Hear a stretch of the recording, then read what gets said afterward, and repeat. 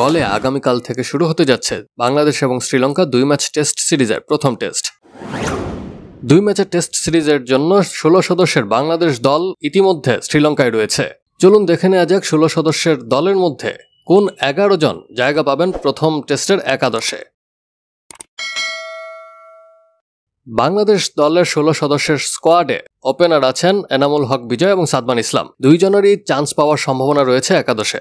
তবে এখানে একটু বদল আসতে পারে। সাদমান ইসলামের সঙ্গে ওপেনিং করতে দেখা যেতে পারে নাজমুল হোসেন শান্তকে। বাংলাদেশ যদি 3 পেসার নিয়ে খেলে তাহলে এনামুল হক বিজয়কে একাদশের বাইরে থাকতে হবে। নাজমুল হোসেন শান্ত ওপেনিংয়ে ব্যাটিং না করলে তিনি নামবেন 3 নম্বরে। 4-এ খেলবেন মুমিনুল হক এবং 5-এ মুশফিকুর রহিম। দুইজন অভিজ্ঞ ব্যাটসম্যানের উপরই থাকবে মিডল অর্ডারের ব্যাটিং সামলানোর দায়িত্ব। 6-এ খেলবেন লিটন দাস এবং 7-এ জাকের আলী। দলের 8 নম্বর পজিশনে ব্যাটিং করতে আসবেন মেহেদী হাসান মিরাজ।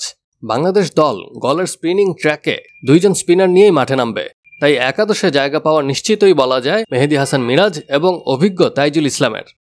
এছাড়া ম্যাচের দিন সকালে নিশ্চিত হবে বাংলাদেশ দল 3 পেসার নিয়ে খেলবে নাকি 2 পেসার। দলের ব্যাটিং অর্ডার লম্বা করতে চাইলে হয়তোবা বাংলাদেশ দল 2 পেসার নিয়ে খেলতে পারে। সেক্ষেত্রেই দলে জায়গা পাবেন এনামুল হক বিজয়। বাংলাদেশ দল যদি 2 পেসার নিয়ে মাঠে নামে তাহলে নিশ্চিতভাবে একাদশে থাকছেন নাহিদ রানা এবং হাসান মাহমুদ। তবে 3 পেসার নিয়ে খেললে একাদশে জায়গা পেয়ে যাবেন খালেদ আহমেদ। তবে গল টেস্টের একাদশে বাংলাদেশ দলে জায়গা হচ্ছে না এবাদত হোসেনের।